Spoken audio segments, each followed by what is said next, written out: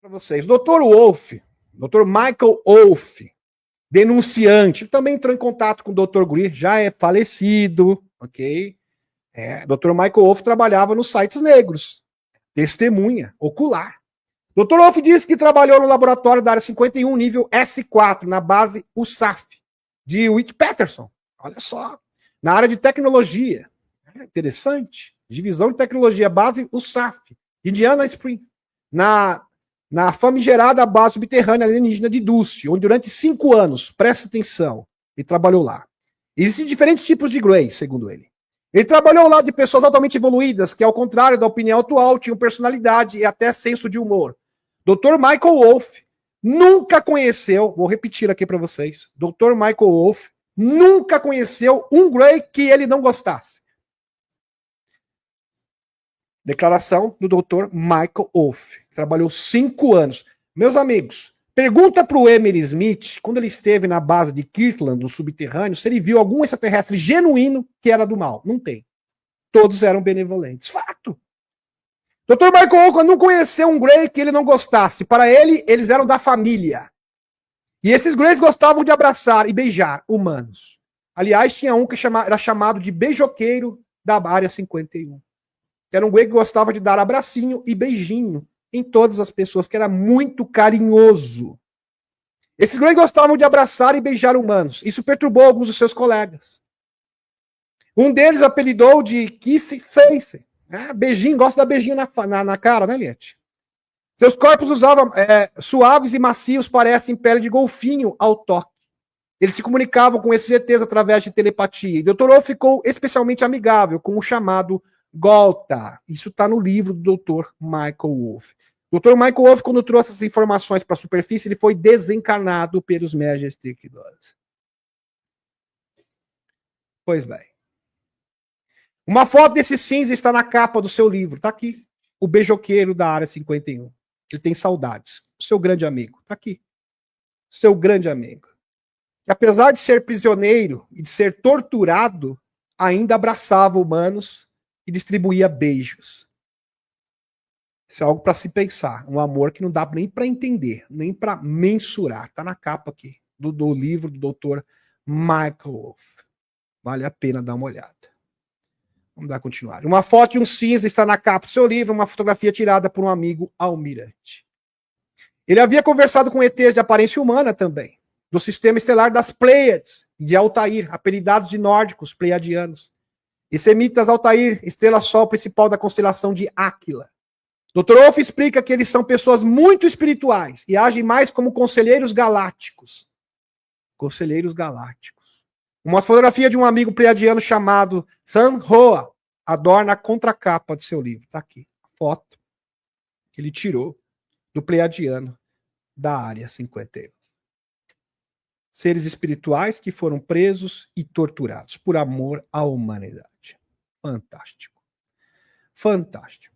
Espetacular. Outra informação, meus amigos.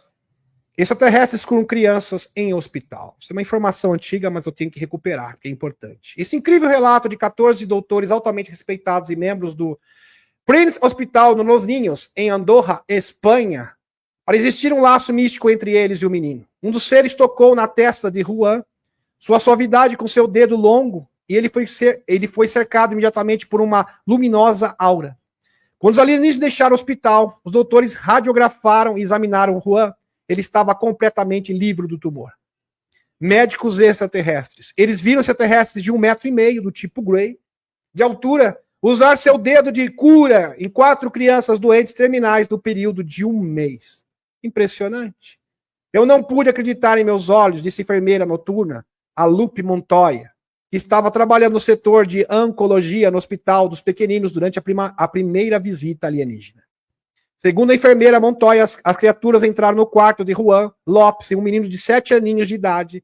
Esperava-se que desencarnasse de leucemia dentro de 1 semana. Ou seja, totalmente desenganado pelos médicos. Ela alertou a guarda de segurança e chamou o Dr. Thomas Ruiz, que estava cuidando de outro paciente. Quando caminhamos em direção ao pequeno Juan, seu quarto estava banhado de uma luz dourada brilhante. Diz o Dr. Ruiz, Os alienígenas estavam ao lado da cama. Parecia existir um laço místico entre eles e o menino. Um dos seres tocou na testa de Juan, em sua suavidade, com seu dedo longo, e ele foi cercado imediatamente por uma luminosa aura. Quando os alienígenas deixaram o hospital, os doutores radiografaram e examinaram Juan. Ele estava completamente livre do tumor. 100% curado. E esses seres eram Greys. É interessante. Lembrando que o Conselho dos Cinco é formado praticamente por Greys. Tá? Aqui. O Egaroth é um tipo de Grey. O Emeter, tá nítido, né? É um tipo de Grey também. A Aurela também é um tipo de Grey. Ginvo também é um tipo de Grey. O único membro do Conselho dos Cinco que não é Grey é os Redan. Tem característica humana. O resto é tudo Grey. Todos benevolentes, amigos da humanidade. Veja que isso é uma narrativa pífia. E, na verdade, os Greys que aparecem na cultura pop, que sequestram pessoas, abduzem pessoas, na verdade, tudo isso foi orquestrado pelos Majestic 12. Numa operação psicológica. Duvida? Eu provo. Dr. Grey prova para vocês. Pois bem. Eu mostrei o documento do Dr. Grey. Esse documento a gente pode até repassar novamente, que é um documento muito importante. Pois bem.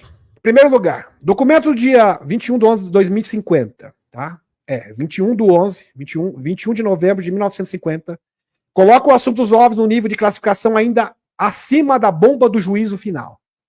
E de nível esse que estava acima do presidente na época. Em outras palavras, o presidente poderia ter começado a terceira G mundial, pois tinha os códigos das bombas nucleares, mas não poderia saber nada sobre OVNIs. Isso é um absurdo, isso é um disparate. Imaginem vocês, qualquer presidente tem os códigos, ele tem autorização para apertar os códigos para começar a 3G, mas ele não pode saber nada sobre os OVNIs. E esse documento se chama documento Ibur-Smith, de 1950. Um documento ultrasecreto que vazou por acidente. Diz que esse assunto das tecnologias exóticas não humanas é o assunto mais secreto dos Estados Unidos e ultrapassa o sigilo sobre o desenvolvimento da bomba de hidrogênio. Imagine algo mais sigiloso que a arma do juízo final. Por isso, Eisenhower disse que o maior problema dos Estados Unidos se tornaria o complexo industrial militar, se não fizéssemos nada. E esta é a base para guardar esse grande segredo. Eles controlam o sistema financeiro, eles controlam principalmente a questão dos combustíveis fóssil, gás, né, hidroelétrica, esse tipo de energia totalmente obsoleta. Na verdade, desde 1956, nós conquistamos a antigravidade. Existe tecnologia do ponto zero, ou seja, energia livre, que é suprimida da humanidade.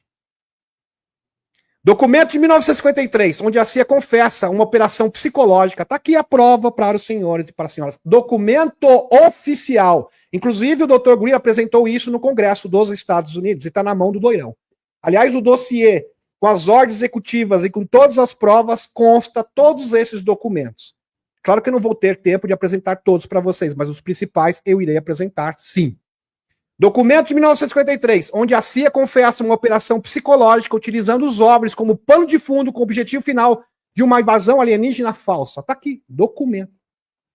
Allen Dulles foi designado como 5º DCI quando Eisenhower assumiu o cargo. Verdade. Ele e o DCI mais antigo supervisionou a Operação MacBird, operação de percepção e controle da informação, controlando praticamente toda a mídia do mundo sob a influência da CIA. Usando para operações psicológicas por meio de relações com grande mídia. Ele serviu de fevereiro de 1953 a novembro de 1961, quando foi demitido pelo JFK. O JFK sabia que ele era trevoso.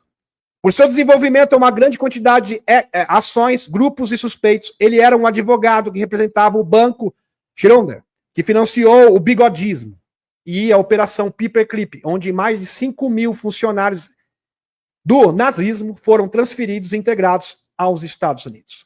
E um membro CFK que tinha laços com Prescott Bush e George Bush, da Union Bank, corporativo com mais laços com bigodistas. Ele mentiu para Loirão sobre estimativas de inteligência soviética para expandir a CIA. Truman, desculpe, Loirão não, Truman, para o presidente Truman. Oh, por favor, gente. Financiar a rede de espionagem bigodista da CIA e ajudar milhares de bigodistas a escaparem de crimes de guerra.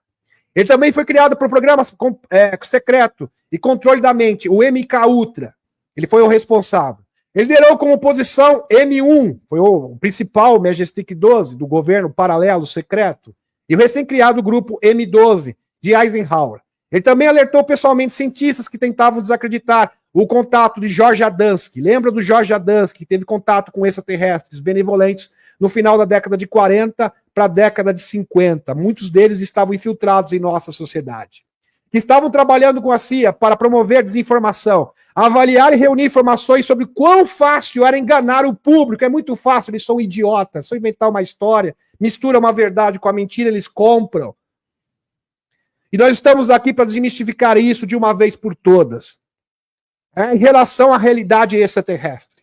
Ele foi autor do memorando de diretiva do cancelamento do M12 quando foi recuperado antes de ser queimado por um agente de contra-inteligência, que mais tarde seria usado contra JFK.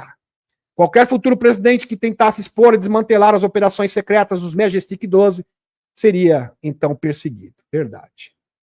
Em 1953, a CIA, trabalhando com a indústria cinematográfica, inicia o lançamento de filmes extraterrestres baseado no medo do público.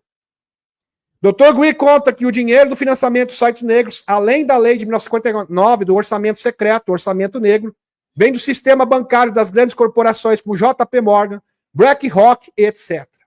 Com seus supercomputadores, pegam uma parte das grandes transações bancárias, sem que ninguém saiba, e transferem para os sites negros. É assim que grande parte do orçamento negro é a origem de grande parte do orçamento negro, ou seja, do seu próprio bolso, das transações bancárias.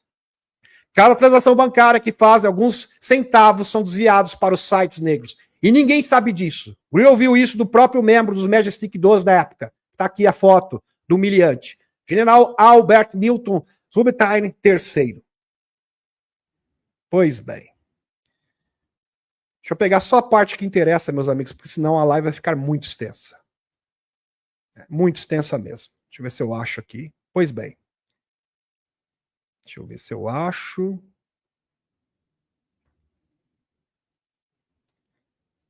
Deixa eu ver aqui.